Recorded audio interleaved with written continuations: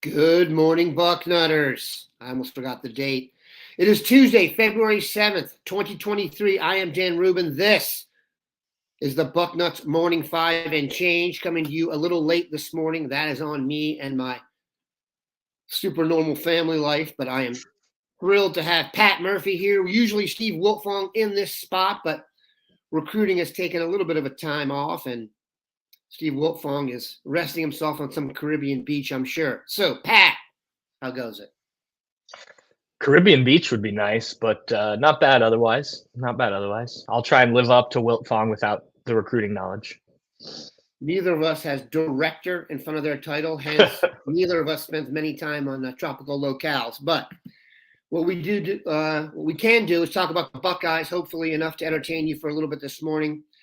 Pat has an excellent story up as part of a series he's working on, and that thing's done in the off season and really improve their status with the Buckeyes. So we're going to talk football here for most of the show. Then we're going to take a break and talk basketball after that. Once again, if you're not a basketball person, this way you don't have to listen to the second part of the show and complain in the thread about the coverage of basketball. Albeit, I will admit, even my staff is probably complaining about covering basketball right now, but I digress. Let's talk about the offense. You mentioned some guys that can really improve their stock. Let's go over the dudes you chose, maybe some other guys who are close to the mix. Yeah, there were a couple obvious ones for this story, guys that can basically just help themselves this offseason the most. And I think you could probably argue some other guys in here, but Kyle McCord, Devin Brown, I think that speaks for itself. It's the quarterback competition we're going to be talking about for the next several months. I know Ryan Day said he'd like to have a front runner by the end of spring, and he probably will, but I don't imagine he announces anything at that point. It just wouldn't, there's no point in publicly putting that out there and risk one of those guys getting upset and jumping in the transfer portal. So those guys obviously can help themselves a huge amount with what they can do in terms of winning the starting quarterback job. Beyond that, I talked about Julian Fleming. Look, last season was his first season as a real contributor for this team. He caught, have the numbers here. He caught he had 618 receiving yards and 4 touchdowns on 35 receptions, but he was 533 receiving yards and 6 touchdowns behind Emeka Egbuka, and he was 2 receptions below Cade Stover on their stat list. So it was a good step in the right direction for a guy who's been hurt quite a bit, but another good offseason. And Julian Fleming's going to miss spring practice, so he's going to have to do it in the summer and in fall camp. But getting healthy is a big part of why he can get even better, and that will be the focus for him this spring. I wanted to touch on the offensive line. I wasn't sure exactly who was the best guy. I went with Josh Fryer because he's a guy we know is going to be a key contributor. It's just a matter of where. Ryan Day said when we talked to him last week that he could even play left tackle. I think most people kind of had him penciled in at right tackle, but they're going to do some things, give him a shot at that position. But I think he could have done a number of guys on the offensive lines: Zen Mikowski, Tegris Chabola, George Fitzpatrick, Carson Hinsman's a guy that came up and talking with the Ohio State coaching staff quite a bit. So I really think it's a big offseason for all of the offensive linemen that aren't the returning starters, Donovan Jackson and Matthew Jones. But I didn't want to list every single one of them. So I went with Josh Fryer because they're going to need a tackle, whether it's the left or right tackle. And if he can lock down one of those positions in the spring, that makes them a better team going forward offensively. Dallin Hayden, look, Buckeye fans saw a lot of him this year, probably not as much as they would have liked given the running back situation. But he's walking back into a crowded running back room, assuming all of these guys are back and healthy as we expect them to be. Mayan Williams, Travion Henderson, Evan Pryor, and now Chip Trainum's going to stay in the running back room. All of those guys except Chip Trainum are going to be limited. Mayan Williams wasn't listed as a guy who's going to be hurt, but I can't imagine he will do a ton in spring given what his workload was like last year. So this is a big offseason, I think, for Dallin Hayden heading into his sophomore season to establish what he can do in terms of this running back room, where he fits, to make sure he doesn't, take a back seat to anyone next year, and really give Tony Alford a headache in a good way in terms of who plays, how much, who gets the most snaps. And then the final guy I went with was Joe Royer. And obviously, Cade Stover coming back means that Joe Royer doesn't have to take a big leap this offseason, but it would be nice to have that number 2 tight end that the Buckeyes like to use. We saw it with Cade Stover when Jeremy Ruckert was here. We saw it with Mitch Rossi this past season. Joe Royer is much more of a receiving tight end, more in the mold of Cade Stover. But I think he could take a step and give them another option. And you can never have too many options, especially with the young quarterback stepping in. We saw it a little bit this season, but Joe Royer was hurt early in the year. He had some personal issues. His mom, unfortunately, passed away, so he took some time away from the team. But to get back and kind of get his progression back up and running, he obviously played a good amount in the playoff game against Georgia when Cade Stover got hurt. So I think he can build on that and potentially be that number 2 tight end for the Buckeyes. Yeah, Royer, I would assume, another year in the weight room, just getting bigger and stronger will help just because of what he's asked to do when he's in line. And my guess is, like you said, when you're a receiving guy, they're waiting for you to prove that you can hold the edge. And so a little more weight for him and a little more time in the weight room would be great. Running back to me is fascinating just because of every guy you named has a question to be answered this coming year. 5 guys. I guess Hayden has the least amount of questions, honestly, in terms of physicality and stuff and how healthy he is. But if you look, like Travion Henderson, who is he? Is he the guy 2 years ago or last year? Mayan has had trouble staying healthy. We don't know anything about Evan Pryor yet. Chip Trainum is a mystery wrapped in a riddle, wrapped in a transfer, wrapped in a position change. And then you have Dallin. It's an interesting setup, man. It's not a talent issue. I mean, I'm sure there are some programs that are worried about having guys talented enough. These are 5 guys I could see being NFL players. It's just one of them's got to stay healthy and get to work on that. Okay, one of the things I also want to discuss is how the roster is going to look eventually as we head into the season. So right now, we're kind of establishing a new calendar when it comes to the roster with the portal and stuff like this. Like, for example, National Signing Day has become, almost a fly on the windshield based on the new schedule and the recruiting calendar. And it used to crash the site. And with the portal and stuff, things are changed. So we're going to go through spring practice, but there's going to be another roster change across the nation because some guys are going to leave and some guys are going to come back. So like you said, I thought you hit on the key point here. A lot of this is just how the staff deals with it. The most obvious one being quarterback. Like, there's no chance they'll name a starter before the next transfer window closes. You know what I'm saying? But, like, who are some guys you're thinking about? How do you think the roster is going to look? And I guess what everyone's really going to ask, and we'll address some questions here, do you think they'll go back into the portal with any kind of vigor? Yeah, so to answer your first question, once spring's done, from May 1st to May 15th, the transfer portal opens again, and guys can enter. Well, guys can enter at any point, but that's when you can go back and land guys. Obviously, there's a little leeway on that because Ohio State landed the Davison Igbinosun, I think is how you say it, the cornerback from Ole Miss, technically after the transfer portal was closed, but I don't. Bill Kurlick explained it to me, and I'd have to have him explain it again. But they were able to do that, so there's a little leeway there. But that's the main window you need to know when it comes to transfer portal in that secondary window. I think a lot of this is going to depend on what plays out in spring practice. We mentioned the running back room. Sure. If Dallin Hayden and Chip Trainum look great, and Evan Pryor is looking at that while he's recovering and thinking, and I'm just spitballing here, but sure. He says, look, there's probably a better opportunity elsewhere. There are 4 guys in here that may not let me get on the field. Maybe he goes and looks elsewhere. Maybe a couple of these receivers after they see kind of how things are playing out in spring. I think possibly the safety position, there's the linebacker position. Just I'm thinking of places where there's a lot of talent and, linebacker, your 2 starters are back. You're only playing 2 guys. Now, I think a guy like CJ Hicks, I know there's been some conjecture about him. I think they're going to find a way to get him on the field and keep that 5-star Ohio kid happy. So I don't worry about somebody like that. In terms of additions, I think Ohio State's going to evaluate everything and look. We know that they haven't been the most transfer portal heavy, But it does seem that that's shifted a little bit this offseason. They've already added, I think, 5 guys, 2 guys who can probably come in and play right away, maybe a third in Victor Cutler if he can step up to that Big Ten level. So look, if there's not a clear 2 tackles that are ready to step in right away, I think that's a position they've already looked for tackles. And as I mentioned, more guys are going to enter the portal. So that's a position that could be of need if no one really steps up. I think most of your other positions, you're probably pretty good at. The cornerback was the one, but I think you've addressed that.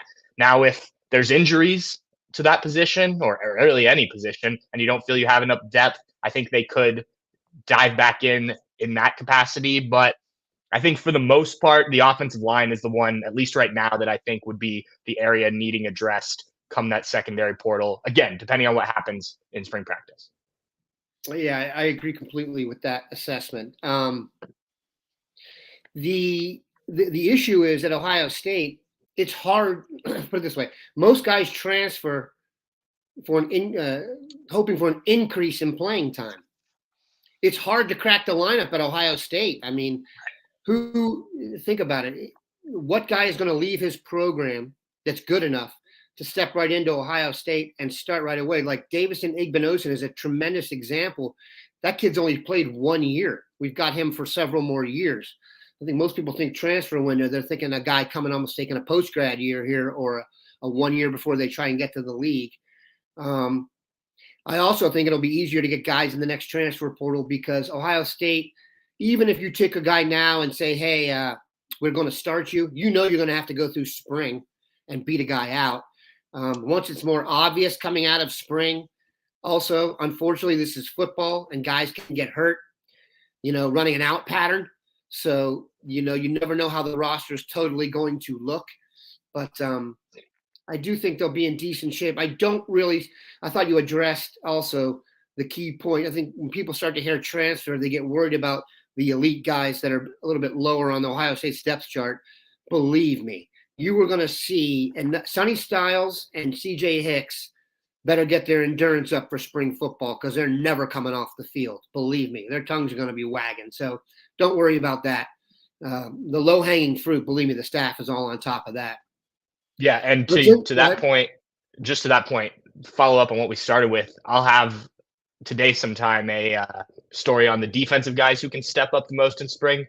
C.J. Hicks, Sonny Styles, definitely on that list. Look, as I said before with a guy like Mayan Williams, they're not going to run guys who played a lot into the ground. So Tommy Eichenberg's out for spring, but Steel Chambers isn't going to play a lot. Let's be clear about that. This is going to be a C.J. Hicks, Sonny Styles, those type of guys, a big offseason for them because spring practice, you just don't need to beat down the guys that you know what they can do already. So they're going to have their chance this spring for sure. Hopes remain high, believe me, within closed doors for Hicks and Styles. They know what they're dealing with there. They know that when you put on the Peach Bowl and you're looking for guys who can run and, trade punches with Georgia and look the same, those two dudes do that. Sonny Styles and C.J. Hicks are going to be a lot of fun to have here. We're going to take a quick break, come back and talk basketball. So if you're one of those types, excuse me, this is your chance to hop off. So what we got here time-wise? We're about 13 minutes in. Okay. We are back. We're going to talk some basketball, and then at the end we'll take a few questions from the peanut gallery here on both topics. But the basketball team, those of you who do follow the team know that traffic is increased on Bucknuts when things go wrong with the basketball team. For some reason, when things are going swimmingly, no one really cares. When we lose a guy to the transfer portal or screw up in recruiting or don't win games, excuse me, we seem to have a lot more to say, and we are in the mix. They are struggling. I used to get frustrated towards the end of the Thad Matta era when this time of year he would be asked a question and say, we're still kind of searching for our identity. Well, if you're searching for your identity in the second half of the conference schedule, it usually means you don't have an identity. This team, I don't know what I'm going to see game to game. Usually with a team, you get into a groove with them, You can start to feel rotations. You can start to see things. I have no grasp on this squad. I don't know who's going to play well game to game. And I know Bryce Sensabaugh can score the ball. The rest of it feels like a crapshoot. We've seen guys play tremendous. Each guy on the team has had, I can almost pick out a performance from each guy on the team that's been worthy of, his rep and his expectations. And then they'll come back and dudes will go into a slumber for 3 games. You are on top of this. You cover this team as closely as anybody. What are you thinking right now, generally, and then maybe get down to some specifics? I know we had the emergence of Bruce Thornton. I said, I hope that was an emergence and not just a guy getting hot in a game. The fact that he was named captain the day afterwards, mid-season, he's a freshman. I don't even want to get into what that could mean symbolically, but take it and run with it. Well, I think, and I wrote this recently, I think when you get down to it, the simplest answer is the right answer with this team. They're just not very good. And Steve Hellwagon wrote about this the other day. I think he talked about it a little bit yesterday with Dave on the BM5. The talent is not what they expected it to be. Look, Justice Suing, we heard for a year plus that he was going to come back and be this do everything, point forward. He's not. And whether that's a year off or he just never was that guy, he obviously had some good moments a few seasons ago. He's not. And, Bruce Thornton, we saw some really good things early. You just mentioned that Michigan game, but he's a freshman and he hit a freshman wall. He dealt with some injuries. You can go down the list. Zed Key being hurt and not playing as well as he can, but also only being 6'9". And Felix Akpara, I know you'd love to see more of him, but you saw what happened when he plays a real center for significant minutes on Sunday. Now he also had positive moments against Zach Edey. It's just he's a freshman. And, it's not like these are one and done freshmen for the most part that the Buckeyes brought in. So they need time to develop a little bit. And I think what has occurred to me the most recently is coming into this season, a lot of people, you, me, Steve, but even people on our board who are just basketball fans said, if this team could come together, then it could be a pretty good team. There's some parts there. And I just think it hasn't worked. The transfer guys have been okay, but none of them have been great. And, I think Sean McNeil has been a nice piece when he's able to get a shot off, but teams are really defending him well. Isaac Likely hasn't scored the way he did at Oklahoma State, and just doesn't seem to have that ability to get to the basket. He can get to the basket. He just can't put it in. And then Tanner Holden is MIA right now, and that's a weird situation in and of itself. And I asked Chris Holtmann about it again yesterday, and he just said, we tightened the rotation. We decided to go with Eugene Brown III. And if you've watched Eugene Brown III, no offense to the kid, but that's an indictment on Tanner Holden right now. So I just don't think it's worked as well as they thought it has. And look, is there a reason to be upset with Chris Holtmann? And, as a fan, start shouting things into the abyss? Sure. I certainly think Chris Holtmann needs to be questioned. I don't think he's going to be relieved of his job at this point.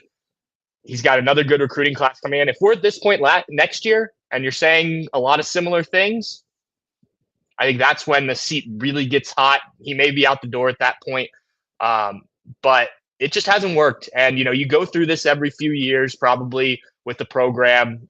There are going to be down years. And unfortunately, this has been a really down year for the Buckeyes. And as I posted, I think it was during the Wisconsin game in one of the threads, look, I have to watch every single one of these games. I'm getting paid to do it, but yeah. And, I would much rather watch this team be really good and, be pushing for the top of the Big Ten and stuff as they've been in recent years than watch whatever the heck we've seen out there most nights. So, I wish there were a simple answer. I don't think just firing everybody and transfer portal is that answer. I think it's really just, it's been a bad year and you've got to, hope for the best and that they get it going again next year, which I think they will. There's a lot of talent on that team. Still some questions, but yeah, that's a long-winded answer to your question there, Dan, but I think there's just a lot of things that have not worked for this group. Yeah, this is a tough situation. One of the things I find so bizarre about this is that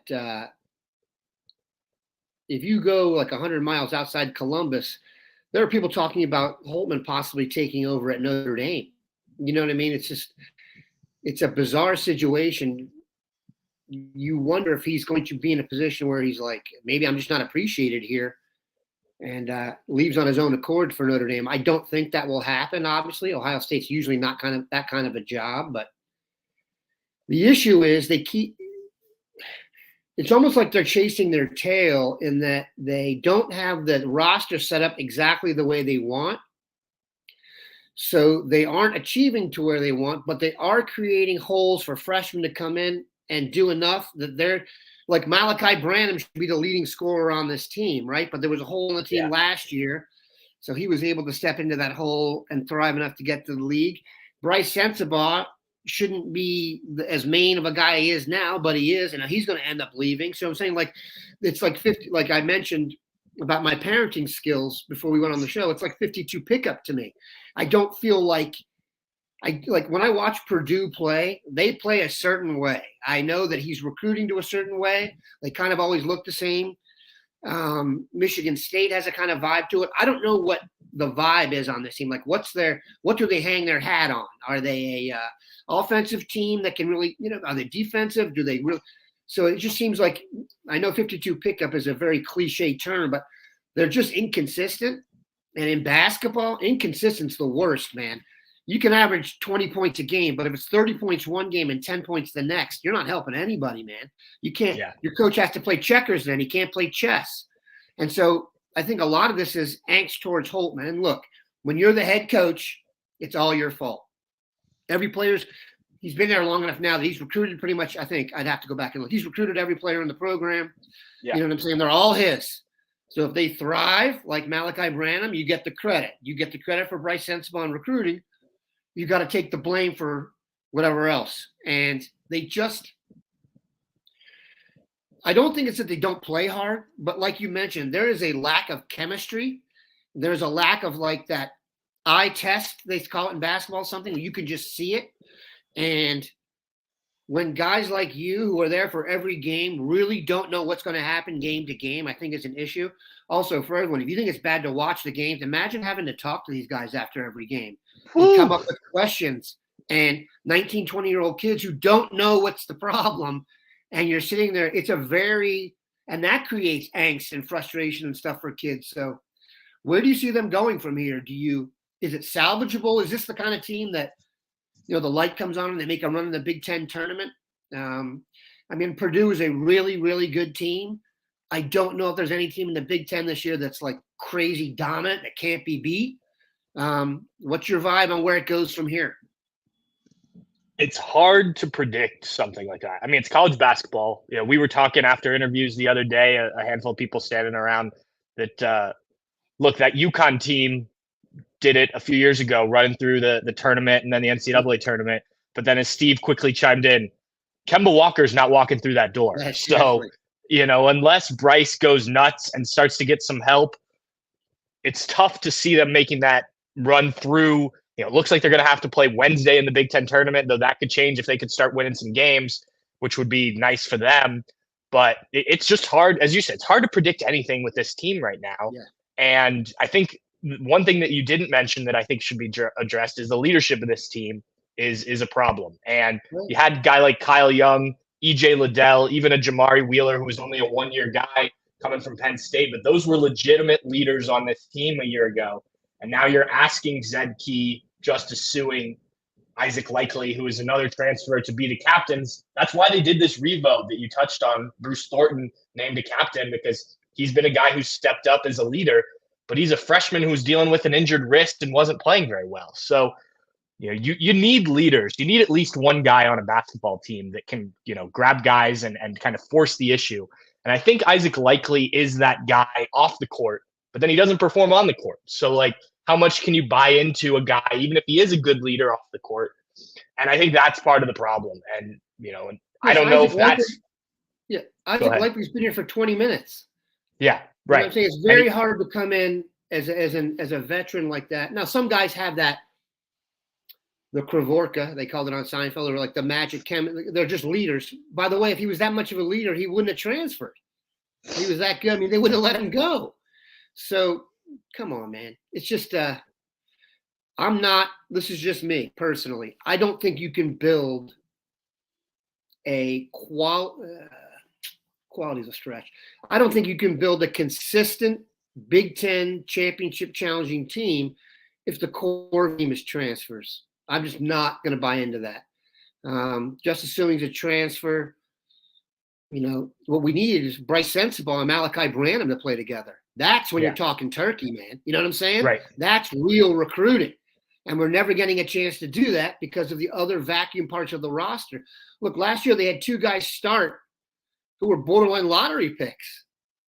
You know what I mean? Liddell didn't get drafted as high as he should have, but they were rumored to be that throughout the year. And then 3 other guys who weren't pros. So I almost feel like Holtman his timing's almost off right now. He hasn't been able to get the roster to where he wants.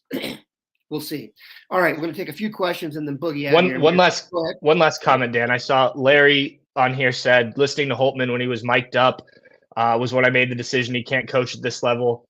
I've sat behind the bench at Ohio State basketball games multiple times on the road or at the tournament. That was not Holtman coaching. That was Holtman knowing he was mic'd up. I talked to the SID he said before the game, why the heck did I agree to do this? I think he was very cognizant, and I went back and watched some of that. It was weird listening to he was clearly trying to just not swear, not yell things. It was, I don't know why he decided, Ben Johnson, I think is Minnesota's coach. He just did his thing. It seemed like, I think that looked weird for Holtman, but I will tell you and say what you want about Holtman, but I've heard this from a number of people, including friends of mine. That's not how Holtman normally is on the bench. He's normally much more engaged with what's going on and whatnot. So I just wanted to add that in real quick.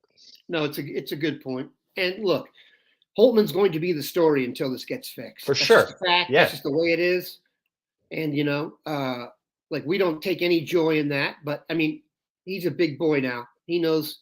He's got a big house in Upper Arlington. He knew, you get that for a reason. You can't pay that big of a mortgage on your salary and then not expect to take some crap when things don't go well. And he knows that. He's a big boy. I'm telling you, it's very interesting though.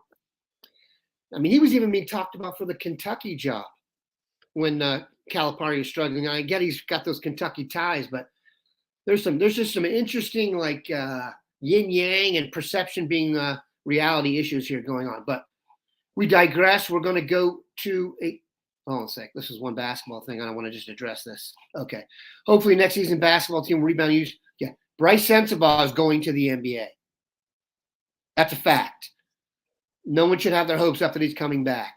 Once you are started to be discussed as a lottery pick, late end of the lottery, midway through your freshman year, you are gone. That's a fact. It would be silly for him financially to come back. I had one question from Chris Glover that I wanted to get to real quick. Chris Glover, where are you at? And it was about who. Okay, here we go. Question for you. Back to football. If the football team were to target a position group in the summer transfer window, which group is the prime candidate? To rehash, I think Pat and I both believe if there is an offensive lineman, like, for example, God forbid there's an injury to the offensive line of the guys we're even discussing, then I think they will be very aggressive in the portal and go get a tackle or another offensive lineman.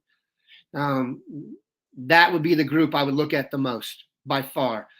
I would have said corner, obviously, because corner is one of those positions, you can take a guy from any scheme and just plug him in there and he can play some corner. Offensive line is a little bit different than that. Right. But I would think offensive line for sure is where they'll go at. Let's see. Okay, we'll discuss this in Boogie. Not announcing, because we discussed this too, not announcing the starter at quarterback in the spring will be a disservice to the other kid. You are correct. And by the way, that's how it works. This is not a service industry where they're only focused on what's ever best for the children. This is a big-time football operation where you need to have many quality players at the most important position in the sport. It would be coaching malfeasance if they were to name a starter beforehand, unless it's just so obvious and behind closed doors, it's kind of a foregone conclusion, and the kid knows he's boogieing. But there's no reason for Ohio State to do that. That makes no sense. Would you agree?